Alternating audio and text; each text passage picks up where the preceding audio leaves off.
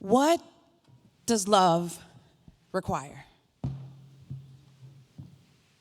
What does love require? Requirements are red tape. They're sticky requisites, making applicants feel ant-sized. They stack up a million high, and the demands black out you, and they morph me. In this transactional society, terms and preconditions are topics casually discussed as we figure out if a whole human being measures up. Love for another dresses in the fanciest of scratch my back and I'll scratch yours performative dance steps. You miss one and everything might go to the left, to the left. But what does love require? That's heavy. Heavy like legs feel like jello. I've run as far as I can go and I still haven't reached the end yet. Heavy. And requirements feel like I haven't quite passed the test yet. Ever seeking, never finding, knock, knock, no one's home and I'm left alone to figure it all out. Heavy like weighty words, rehearsed for conversations that might go awry, so I select and dissect what I might say, except we hang on to require because we want and demand to redeem something. It's a right we piously pick up when we step our sanctified selves into love. But love is where we start. Let me talk to you.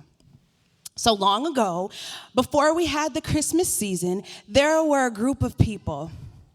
They were proudly particular. They were set apart. They were the original covenant partners. They were invited into a messianic dance. Sometimes they were wallflowers. Sometimes they cut a rug so tough that they came out of clothes. And with ram's horns, blows signaling the rise of every king, breaths got stuck in chests and the pulse of prophetic words swelled. But moments eventually become memories, and those eventually become evidence that maybe only the scribe scripting what Isaiah was dictating was the one who believed. And what did it say? For unto us a child is born. To us a son is given. The government will rest on his shoulders. His name shall be called Wonderful, Counselor, Mighty God, Prince of Peace. His government will never end. Love took on skin.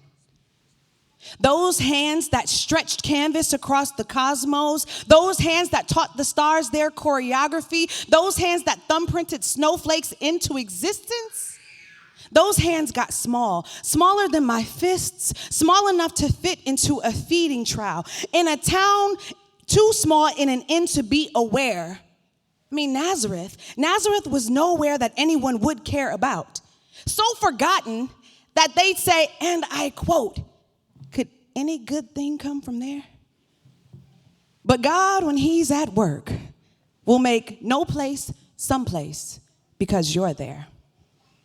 Jesus, in his quest to redeem, the architect of everything, he traded infinite for infant. And so, yes, while the stars danced and shepherds heard the angels sing, backs were still bowed by the requirements that he sought to free. So today we celebrate the fact that love came down. Love came down through 42 generations to make permanent amends. Love waded into poverty and through shame, meeting the not ready and the never heard of him, the fisher and the political men, the oppressed and the forgotten, the women, the widow, and the children. Jesus didn't send a text or a memo. He lifted the quid pro quo, becoming a lesson.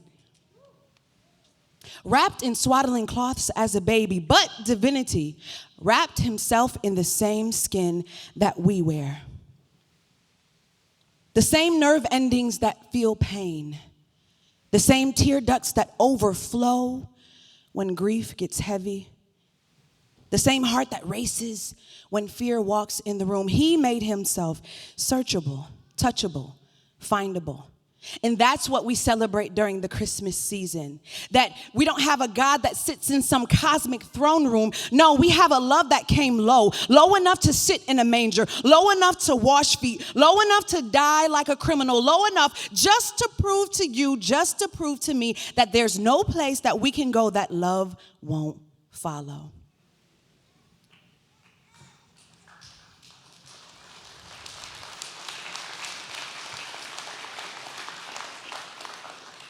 So when you're standing in your Egypt with the sea in front of you and all your pharaohs closing in, when your spirit's anorexic and you're needing some vitamin G, or when you've forgotten all your lyrics but your soul still hears the faintest melody, remember love.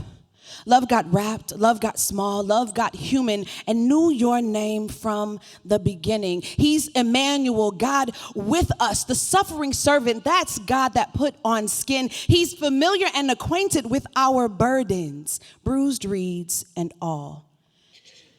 That peace, the peace that he brings, that's the love that this season is built on.